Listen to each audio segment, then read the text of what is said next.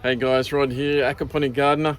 Look, in today's video I wanted to talk about what you can do to prevent fingerlings from dying on arrival. I ordered some online, air freighted them to me, and a lot of them died on arrival. So how can you prevent that from happening? And what happened to me?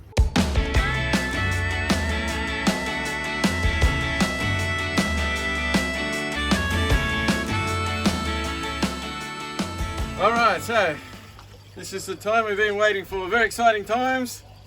Just received some air freight, Virgin flight at night up here in the tropics to reduce the stress on the fish, and got 160 fingerlings here in the bag. I don't know if you can see that there. Only little fellas. Looks like they handle it okay. It's only been a couple of hours. So I'll just acclimate them here in the tank.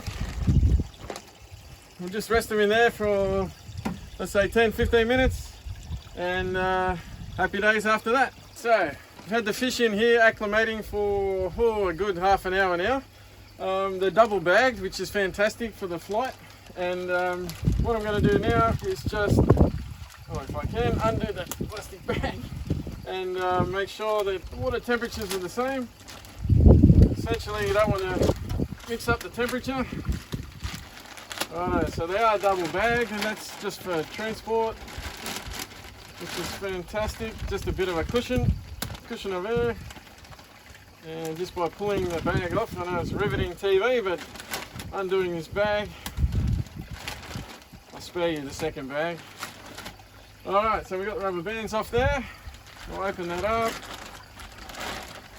Okay, now what I tend to do is just fold it down a bit, put a bit of a lip on there, just so I can get in properly and have a look. Now, if you can have a look in there are a couple floating around. They do look a little sideways, some of them. Now they may come good. Let me just put my finger in there to feel the temperature. Now I don't know the pH of their water, but my water is neutral. So what I'm just doing now is just for a few minutes, just adding a bit of my water in there, just to equalise the pH, and it looks like and then I'll let them out. Just slowly let them all out into their new environment, and hopefully most of them will survive. So bag one looks pretty good. Fish look pretty good. You can see through the sides of the tank. It'll take them a little bit. It'll take them overnight to settle down, and we'll check them in the morning. But look, it's 9 o'clock at night. It's 28 degrees, high humidity, and the whole reason I'm doing it at night and flew the fish up in the late afternoon is so that we don't shock them with the heat. Because up here in the tropics, it's very, very hot, and just a slight temperature change will kill them. So perch are pretty good on the temperature, but other fish like barramundi would die a lot quicker. But perch are pretty versatile fish, but still, they'll die pretty quick all the same.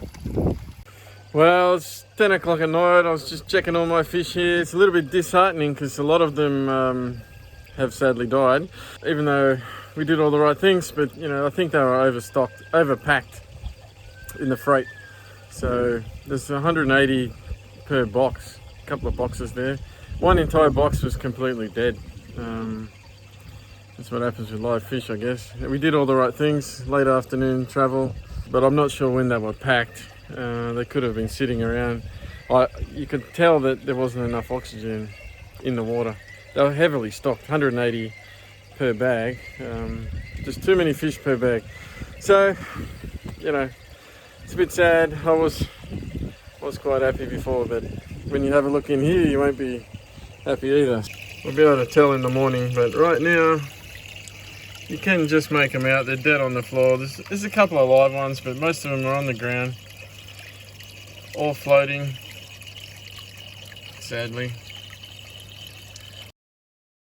All right, so morning has come. I've been a bit worried about my fish overnight, and for good reason. I have lost a few. Just goes to show that when you do order fish online, you are taking a little bit of a risk, even though they're professional companies. In my case, they were overstocked. I had 165 fish, I think, to a box. There wasn't a lot of oxygen in there, so I'm not surprised at all. It's a bit disheartening, But if you have a look this morning, let's have a look in here. This tank is the second tank here. This has not fared well at all. I'd say almost the entire box has died. You can see at the bottom of this tank with these glass panels that, yeah, they're just littered all over the floor. So it's good to see so many did survive in this particular tank. Well, not the tank, the air freight. They were dead when they went in, a lot of them. And then a few others died after that. But it's great to see that the two boxes that I put in here, the majority have actually survived. Yeah, as you can see here, it's pretty disheartening to see so many dead fish in the net. Not much I can do about it. I did get them online.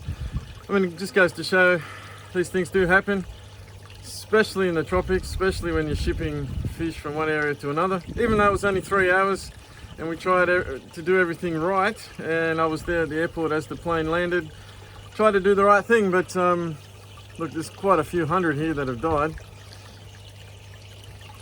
Yeah, it breaks my heart. It's really sad, but you know, what can you do?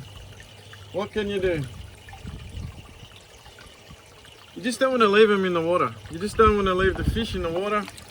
It increased the nitrogen, increased the nitrates, the ammonium levels, and since we just cycled the fish, we really don't want to do that.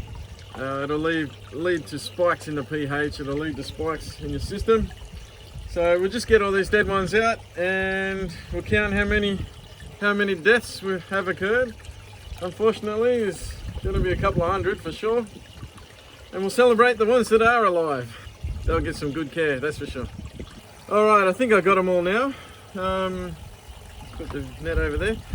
Okay, so as you can see, I've got almost a bucket full of dead fish here. Not too pleasant at all, quite a tragedy. But at the end of the day, look, it won't stop me, it won't stop my aquaponics journey, nor should it stop yours as well. So encourage you all, just persist. You might have a few setbacks along the way, but look, don't give up, never give up. Do or do not, there is no try as far as I'm concerned. These little things will happen. Just roll on, put it down to experience, chalk up the experience, and just keep moving. Because look, trial and error occasionally, you're going to experience a lot of things along the way in your journey. Just never give up. In anything in life, actually, in anything in life. The only difference between an expert and someone that is just learning or is just going through life is 5 minutes a day, really. Be that person. And look, if you've had any other sad experiences with your fish deaths, fish kills, let everyone know in the comment section below, and hopefully we can all learn from it. Hey, I really appreciate you watching, and I'd like to know what you thought of this video, so feel free to write in the chat box below. And if you're new to this channel and you'd like to know more, then hit that subscribe button, and if you wouldn't mind, give me a good old thumbs up so I know I'm on the right track. And just to also let you know too that I do have a private Facebook group, and I go in there live every week and I answer questions from the chat as well. So feel free to join that as well, and I'll put it in the comment section below.